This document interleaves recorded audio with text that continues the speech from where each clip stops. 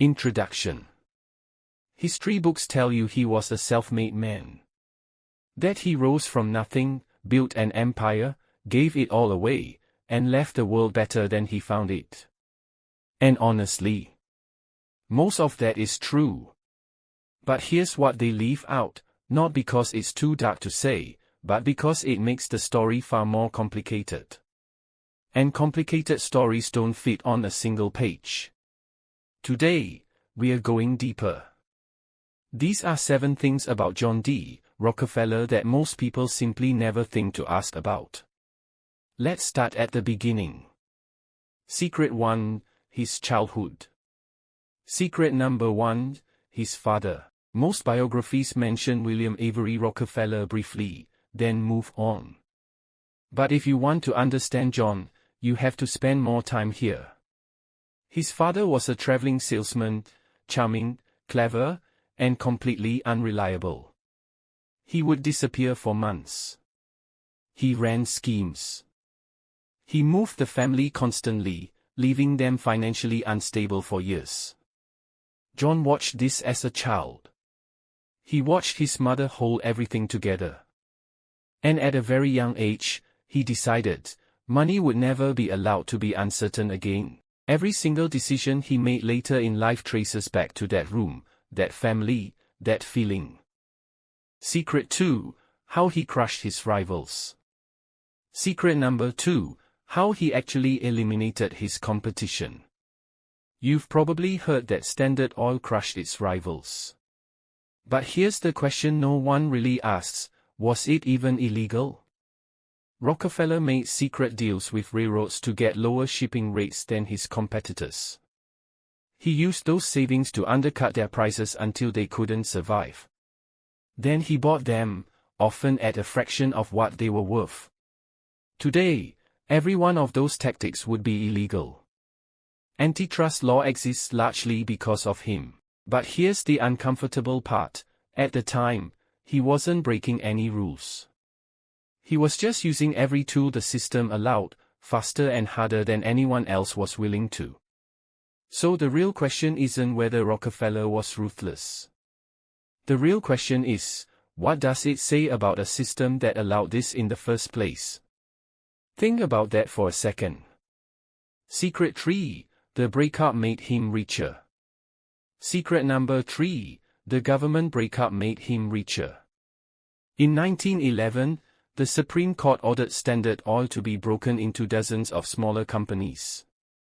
Everyone called it a victory. The monopoly was defeated.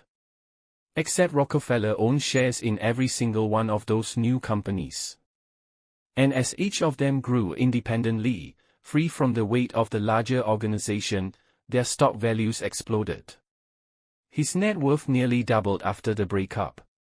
The companies born from that court order? You still use them today. ExxonMobil, Chevron, BP. The government came to stop him. And he walked away wealthier than before. Secret 4, generosity or strategy? Secret number 4, his philanthropy, was it genuine, or was it strategy? He funded the University of Chicago. He built hospitals. He financed medical research that changed the world.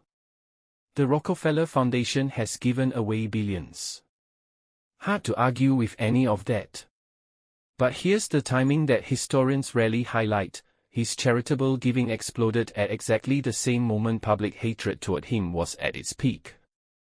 Newspapers were calling him a monster. Cartoons showed him as a spider. People were furious.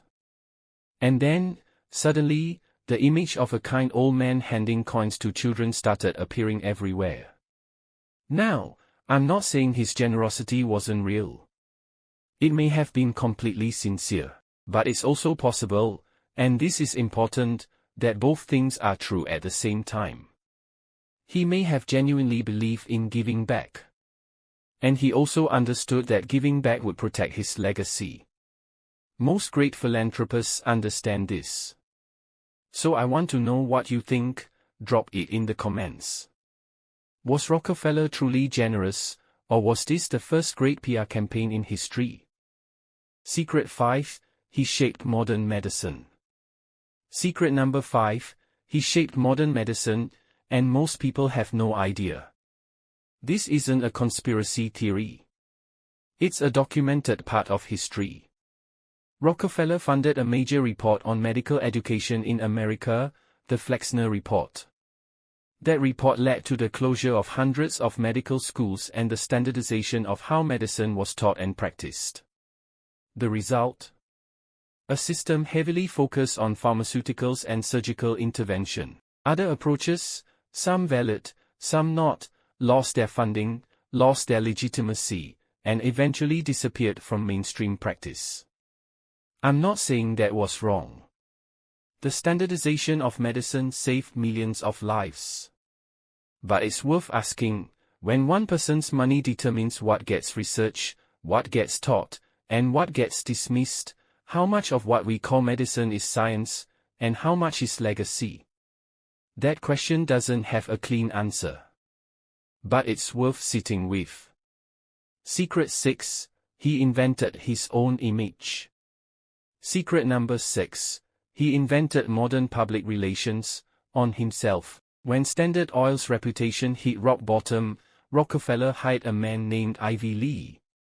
Lee is now considered one of the founding figures of the PR industry. His job was simple: change the narrative. Images of Rockefeller handing dimes to children started circulating. Stories of his humble lifestyle, his church attendance, his simple pleasures. All of it carefully managed. And here's the fascinating part, it worked. Completely. The man who was once drawn as a vampire sucking the blood of American workers became, in the public eye, a kindly grandfather figure. We like to think we're immune to this kind of image management. We're not. We never have been.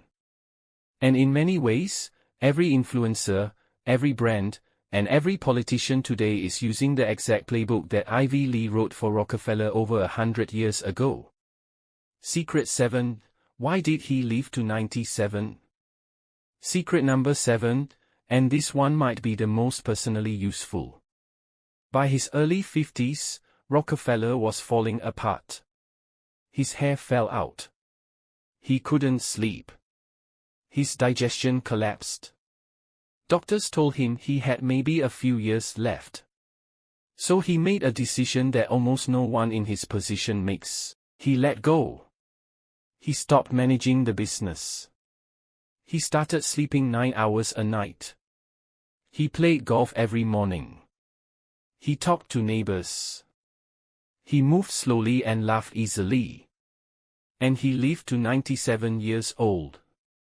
Stress nearly killed him at 50. Releasing that stress gave him almost 50 more years. I find that remarkable, not because it's surprising, but because it's so hard to actually do. We all know stress is dangerous. We all know we should slow down. But Rockefeller, the most controlling man in American business history, managed to let go completely. That might be the strangest thing about him of all. Closing finish. So, was Rockefeller good or evil? I think that's the wrong question. He was a product of his environment who mastered that environment, then tried to reshape it. All three of those things are true simultaneously. And the reason history books struggle with him is because they want a simpler verdict. But real people don't give us simple verdicts. What Rockefeller actually leaves us with is a set of questions, about power. About systems. About whether great generosity can coexist with great ruthlessness. About who gets to write the rules, and who gets to bend them. Those questions don't end with him.